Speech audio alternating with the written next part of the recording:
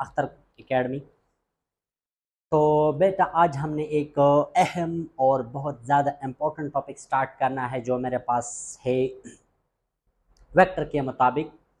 जिस तरह हमने वेक्टर सीरीज स्टार्ट किया हुआ है तो उसके मुताबिक हमने एक टॉपिक स्टार्ट करना है जो बिल्कुल प्योर मैथमेटिक्स का है, जिसको हम ट्राइग्नोमेट्री कहते हैं। अब अगर आपको ट्राइग्नोमेट्री का अगर आपको पता हो तो फिर आप मतलब प्रोडक्ट ऑफ द वेक्टर, चाहे वो डॉट प्रोडक्ट हो, क्रॉस प्रोडक्ट हो, उसको आप सही तरीके से समझ सकते हो और आपको वेक्टर का डिटेल कंसेप्ट वहाँ पर मतलब आसान लगेगा। आप फिर आसानी से वेक्टर कंसेप्ट को फिर आप समझ सकते हैं। तो आइए बेटा स्टार्ट करते हैं। जो हमारे पास ट्राइग्नोमेट्री है वो क्या होता है। This is the chapter 7 of mathematics.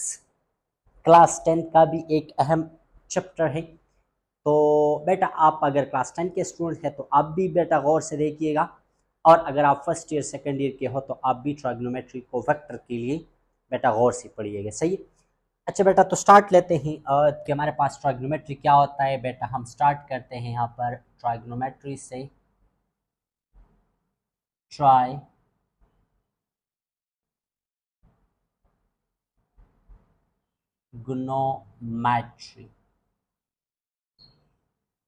यहाँ पर मेरे पास बेटा 3 वर्ड्स हैं। ये असल में मैथमेटिक्स क्लास 10 का 7 नंबर चैप्टर है। वहां पर है इंट्रोडक्टरी टू या इंट्रोडक्शन टू ट्राइग्नोमेट्री। अच्छा बेटा यहाँ पर हमारे पास 3 वर्ड्स हैं। एक हमारे पास है ट्राई, जो आप लोग जानते हैं कि ट्राई का मतलब होता है क्या, 3। एक यहाँ पर हमारे पास है ग्नो।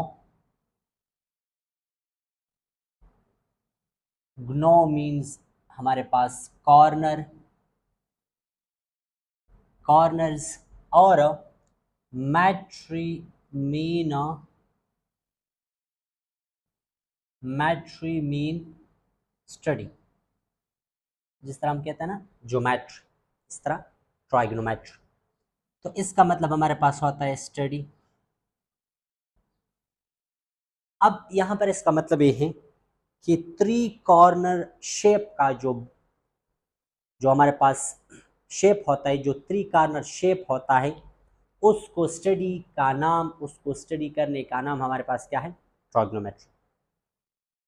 तो अब बेटा कह सकते हैं कि the study of 3 corner shape is called ट्राइग्नोमेट्री।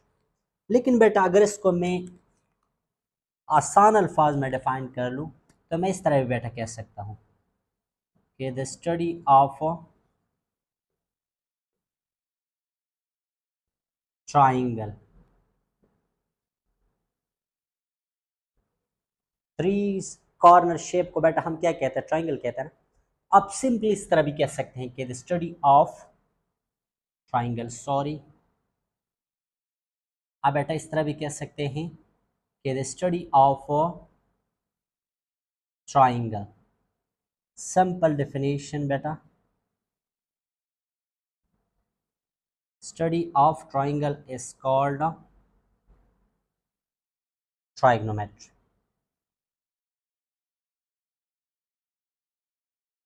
What is better trigonometry? Study of 3 corner shape, और 3 corner shape को बेटा हम ट्राइंगल कहते हैं। तो the study of triangle is called trigonometry. अच्छा, अब जिस तरह आप लोगों को बेटा पता है कि हमारे पास 3 साइडेड फिगर को बेटा हम ट्राइंगल कहते हैं, ये तो आपको बेटा क्लियर है।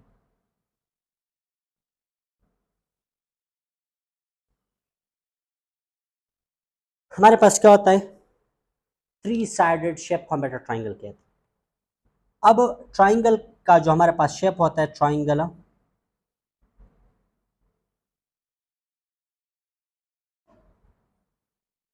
उसके बेटा आपने मुख्तलिफ टाइप्स पढ़े होंगे। आइसोसेलेस ट्राइंगल जिसके 2 साइड सेम होते हैं, एक डिफरेंट होता है। स्केलिन ट्राइंगल जिसके 3 साइड डिफरेंट होते हैं। इसी तरह हमारे पास मुख्तलिफ टाइप्स ऑफ ट्राइंगल होते हैं, लेकिन उसमें एक हमारे पास ट्राइंगल होता है जिसको हम राइट एंगल ट्राइंगल कहते हैं। उसको बेटा हम क्या कहते हैं, राइट एंगल ट्राइंगल कहते हैं। अभी हमारे पास एक ट्राइंगल है। इसी तरह बेटा ये मेरे पास एक ट्राइंगल, ये मेरे पास एक ट्राइंगल, सही। इसी तरह ये मेरे पास एक ट्राइंगल, ये मेरे पास मुख्तलिफ ट्राइंगल्स हैं, टाइप्स एक ही लेकिन सिर्फ इसका शेप डिफरेंट। अब बेटा यहाँ पर अगर एक वो ट्राइंगल जिसमें एक एंगल क्या होता है 90 डिग्री का होता है, उसको बेटा हम क्या कहते हैं, उसको हम राइट एंगल ट्राइंगल कहते हैं। तो यहाँ पर भी एक 90 डिग्री है, इस ट्राइंगल में भी मेरे पास एक 90 डिग्री है, और इस ट्राइंगल में भी मेरे पास एक 90 डिग्री है। तो इसको बेटा हम क्या कहते हैं, इसको हम राइट एंगल ट्राइंगल, सॉरी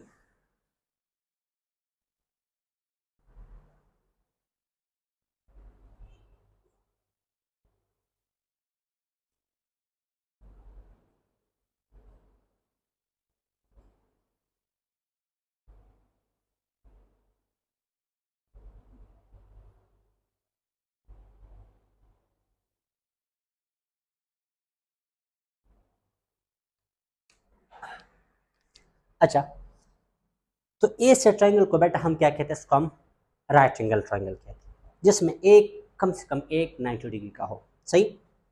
अच्छा, अब यहाँ पर बेटा हम एलिमेंट्स ऑफ द ट्राइंगल पढ़ेंगे बेटा। What's mean by element of a triangle, elements of triangle. The next one heading is elements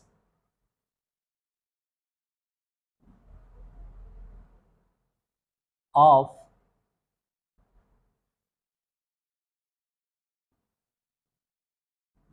triangle. Element of a triangle का बेटा मतलब होता है कि ट्राइंगल में कितने एलिमेंट्स होते हैं, एलिमेंट्स का यहाँ पर मतलब कितने साइड्स, कितने एंगल्स। तो यहाँ पर हमारे पास 6 एलिमेंट्स होते हैं, देयर वी हैव 6 एलिमेंट्स।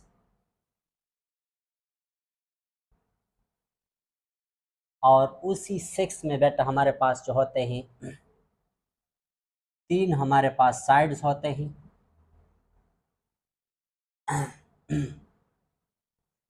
3 वहाँ पर बेटा हमारे पास क्या होते हैं, साइड्स होते हैं एक ट्राइंगल्स में, और 3 उसमें क्या होते हैं, एंगल्स होते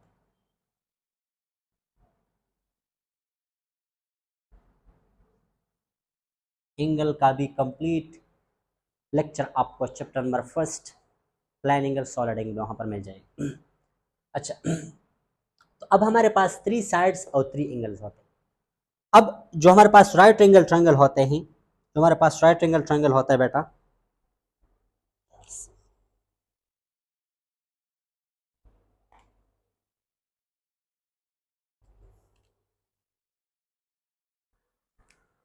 अच्छा, जो बेटा हमारे पास राइट एंगल ट्राइंगल होते हैं, जो राइट एंगल ट्राइंगल, उसके साइड्स को बेटा हम कुछ स्पेसिफिक नाम देते हैं। तो उन साइड में से हमारे पास जो फर्स्ट होता है, उसको हम एक को हम कहते हैं हाइपोटेन्यूज,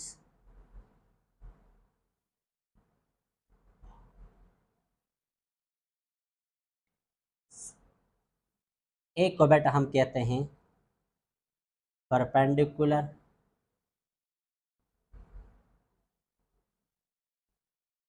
और एक को बेटा हम कहते हैं क्या, बेस, जिसको बेटा हम शॉर्ट फॉर्म में यहाँ पर एच लिखते हैं, या स्मॉल एच, इसके लिए बेटा हम पी लिखते हैं, और इसके लिए बेटा हम बी लिखते हैं, सही। तो अब बेटा यहाँ पर स्टूडेंट्स को जो मसला होता है वो इन साइड्स का भी होता है। मैक्सिमम स्टूडेंट्स को ये पता नहीं होता कि हमारे पास इस साइड को मैं क्या नाम दूंगा। अच्छा, चलो बेटा मैं यहाँ पर आपके लिए एक ट्रायंगल बनाता हूँ।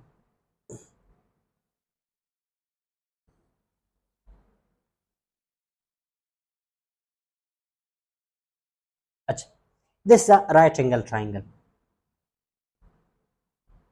क्योंकि इसमें एक 90 डिग्री है। अब बेटा आप लोगों ने करना क्या है, इनके साइड्स का अपने नाम देने।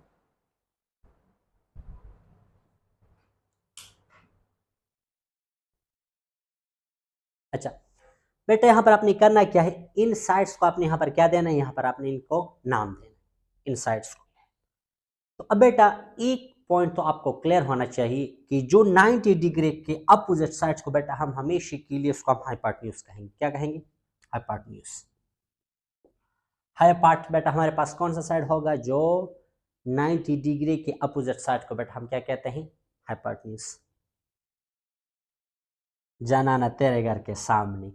हाँ, तो मतलब ये है कि जो साइड 90 डिग्री के अपोजिट होगा उसको बेटा हमने हाइपोटेन्यूज का नाम। क्या नाम देना है बेटा? हाइपोटेन्यूज का नाम। वो साइड जो 90 के अपोजिट होता है उसको हम बेटा क्या देते हैं? उसको हम हाइपोटेन्यूज का नाम देते हैं।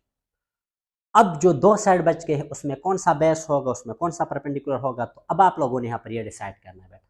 यहाँ पर देख, अब अगर आपसे मैं पूछूं तो आप लोग मैक्सिमम, आप लोगों का मैक्सिमम सर ये होगा कि दिस द परपेंडिकुलर और दिस द बेस। नहीं नहीं नहीं बेटा, नहीं। हाइपोटेन्यूज का तो बस 90 के अपोजिट साइड का नाम हो गया हाइपोटेन्यूज। अब बेस और परपेंडिकुलर में अपने किस तरह डिफरेंशिएशन करना होगा? जो आपका एंगल होगा, अगर थीटा ये है, अगर थीटा ये है, तो फिर ये परपेंडिकुलर होगा और ये हमारे पास बेस होगा, फिर तो सही। लेकिन बेटा अगर ये सिचुएशन कुछ इस तरह हो, बेटा सुनिएगा, this is very important point to be noted. अगर बेटा अगर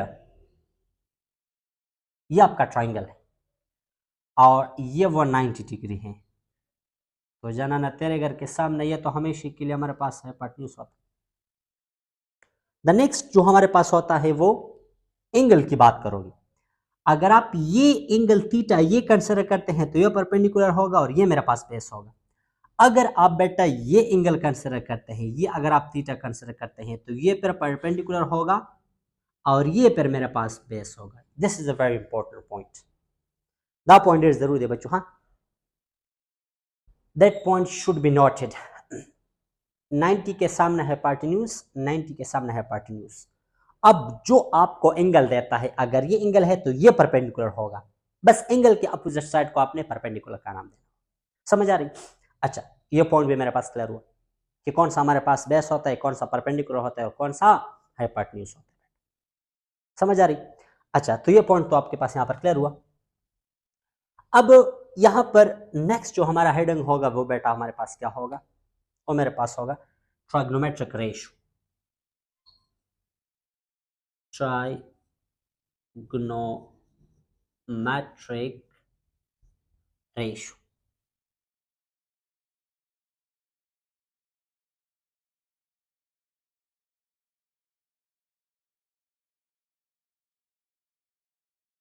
ट्राइगोनोमेट्रिक रेशियो मीन बेटा साइड्स रेशियो। क्या होता है बेटा? Sides ratio.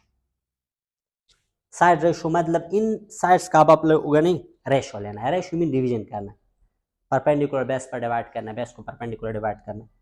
मुख्तलिफ कंसेप्ट आप लोगों ने यहाँ पर पढ़ना। अच्छा, अब यहाँ पर आपको ट्राइगोनोमेट्रिक रेशियो के बारे में थोड़ा आइडिया देना है कि what is mean by trigonometric ratio. तो बेटा ट्राइगोनोमेट्रिक रेशियो में हमारे पास एक जो, जब भी हम क्या करते हैं, परपेंडिकुलर को बेटा हम हाइपोटेन्यूज पर डिवाइड करेंगे, इसको बेटा हम साइन थीटा कहेंगे। क्या कहेंगे? Sine theta. कॉस थीटा बेटा मेरे पास क्या होगा? वो मेरे पास base by hypotenuse, base by hypotenuse. और जो मेरे पास बेटा, जो मेरे पास टेंजेंट थीटा होता है, टेंजेंट थीटा, वो मेरे पास बेटा क्या होगा? Perpendicular by base. और इसी तरह बेटा, इसी तरह इसका जो हमारे पास रिवर्स होते हैं, बाद में उसकी बात करते हैं। साइन का रिवर्स क्या होता है, कॉस का क्या होता है, टेंजेंट का क्या होता है। अच्छा, अब यहां पर जो नेक्स्ट पॉइंट हम लोगों ने बेटा एक्सप्लेन करना है वो क्या है? वो हमारे पास ये ट्राइगोनोमेट्रिक रेशियो के वो रिजल्ट्स जो आप लोगों को बहुत ज़्यादा हेल्प देगा इसी चैप्टर में। आप लोग तो बेटा पढ़ते आ रहे हो लेकिन उसका आप लोगों को बेटा समझ नहीं आ रहा। चलो बेटा यहाँ पर मैं एक x y plane x y coordinate draw करता हूं।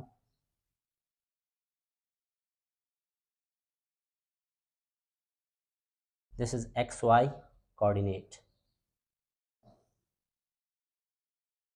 मेरे पास बेटा क्या है, एक्स वाई कोऑर्डिनेट। ये हमारे पास एक्स एक्सिस है, this is y axis, this is minus y और दिस इज माइनस एक्स। अब बेटा आते हैं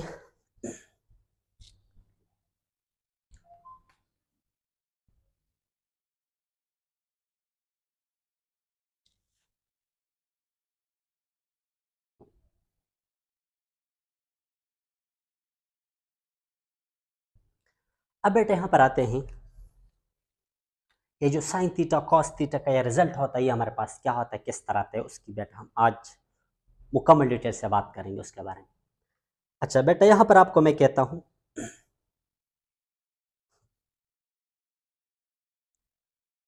यहाँ पर मैं एक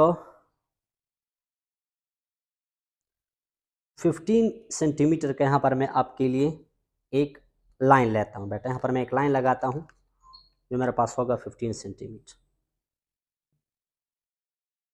नजर आ रहा है बेटा, यहाँ पर मैंने एक लाइन लगा लिया तो मेरे पास कितना है, 15 सेंटीमीटर। अच्छा, अब अगर आप यहाँ पर देख ले बेटा, तो मैं यहाँ पर क्या करता हूँ, यहाँ पर मैं एक ट्राइंगल बनाता हूँ, एक लाइन लगाता हूँ। ये मेरे पास देख लो, यहाँ पर मैंने एक लाइन लगा लिया, this is a simple line. तो ये तो हाइपोटेन्यूज है, फिर आपको पता होता है परपेंडिकुलर हम किस तरह ड्रॉ करते हैं, उसी से एक लाइन ड्रॉ करेंगे ये, और ये मेरे पास बेस होगा। अगर ये थीटा है तो, अगर ये थीटा है तो this is the perpendicular side और 90 का सामने तो क्या होता है, हाइपोटेन्यूज होता है, और ये परपेंडिकुलर है तो ये मेरे पास बेस हो गया। मेरे पास एक ट्राइंगल है जिसमें मैंने हाइपोटेन्यूज कितना लिया है बेटा, 15 सेंटीमीटर लिया है, सही। अच्छा, अब यहाँ पर मैं बेटा नेक्स्ट क्या करता हूँ, नेक्स्ट यहाँ पर मैं इसी लाइन को बेटा मैं कंटिन्यू करता हूँ। यहाँ पर मैं ये एंगल इतना ले रहा हूँ बेटा, गौर से देखिएगा,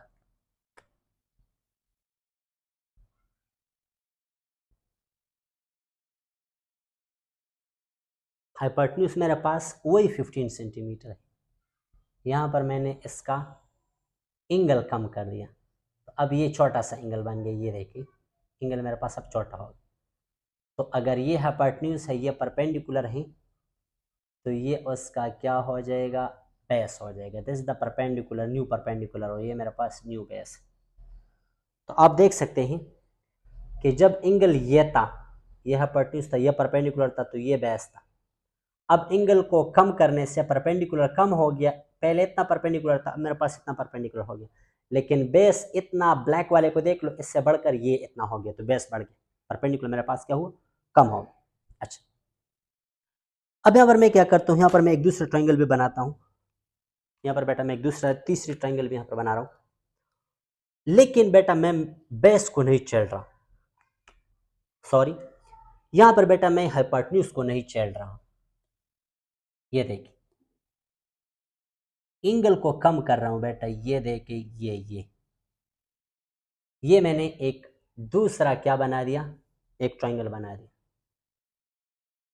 ये अब ये वो एंगल और भी कम हो गया, तो अब दिस द परपेंडिकुलर, और ये जो बड़ा वाला है ये डॉट ड्रॉ करता हूं क्योंकि सारे फिर बहुत ज्यादा कॉम्प्लिकेट हो जाएगा। This is the base.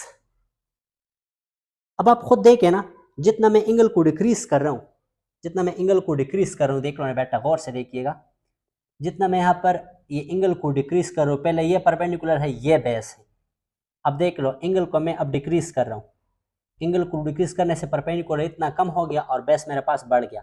Angle को और डिक्रीज करता हूँ तो मेरे पास क्या होता है, बेस और भी डिक्रीज होता, इंक्रीज होता है, परपेंडिकुलर और भी डिक्रीज होता है, डिक्रीज डिक्रीज। अगर मैं इसको बिल्कुल 0 डिग्री कर लूँ तो यहाँ पर मेरे पास बेटा क्या हो जाएगा, 0 डिग्री पर मेरे पास बेटा क्या हो जाएगा,